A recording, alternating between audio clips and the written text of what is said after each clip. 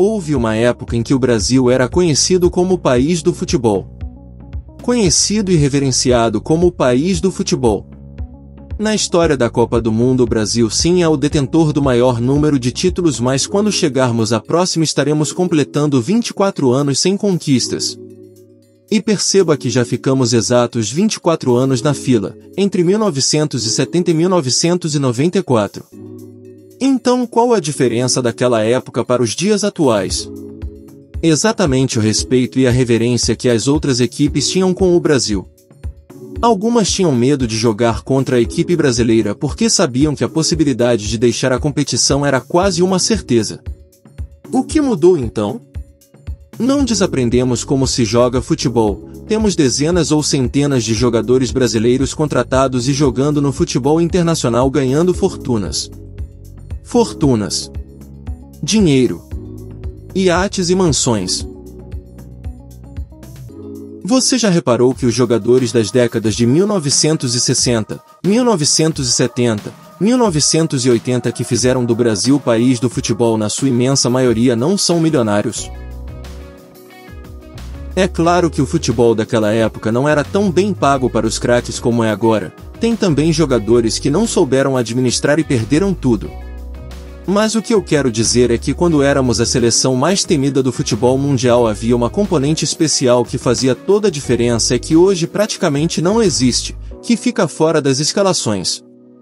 Era o amor à camisa, era o orgulho de representar uma nação de milhões dentro de campo. Era o choro e o lamento sincero quando se perdia uma partida. Hoje lamenta-se questões contratuais quando se perde um jogo. Lamenta-se quantos dinheiros deixarão de fluir na conta pessoal após uma eliminação. Está errado?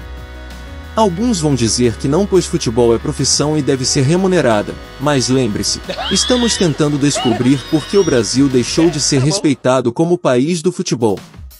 Me lembro de ter visto uma cena de Pelé, depois de já ter ganhado uma Copa do Mundo com 17 anos aos prantos por ter se machucado durante a Copa de 1962.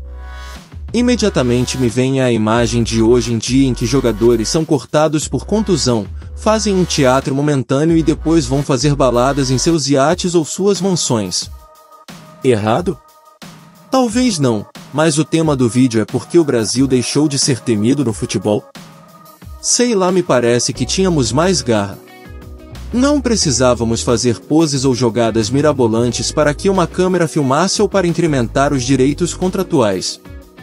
Éramos naturais, os reis do futebol. Ganhando ou perdendo éramos tidos como os melhores e aguardávamos a próxima Copa e os nossos jogadores voltavam com a mesma técnica ou ainda melhores. Sabíamos que éramos os melhores. Mas, em algum momento perdemos tudo e nem percebemos. O adversário foi capaz de nos tirar a bola dos pés e nos chamar para o drible. Será que foi de uma hora para outra? Será que foi aos poucos?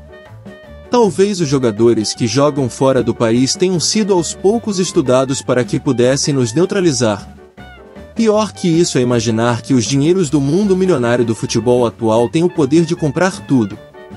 De títulos a dignidades. Nós que éramos aguerridos, hoje temo que sejamos corrompidos e corrompíveis. O futuro do futebol brasileiro, ao menos na seleção para mim é incerto. E digo isso por mim mesmo que depois de ter acompanhado Copas do Mundo a partir dos meus 8 anos desta vez, em 2022 deixei de acompanhar o que seria minha 12ª por achar que os nossos jogadores de hoje são meros garotos propaganda. É mesmo, Perdi o respeito? Não. Pelos que lá atrás escreveram a história da nossa seleção, não. Reverência pelos atuais, não tenho. Esperança? Em 2026 quero levantar, sacudir a poeira e dar a volta por cima.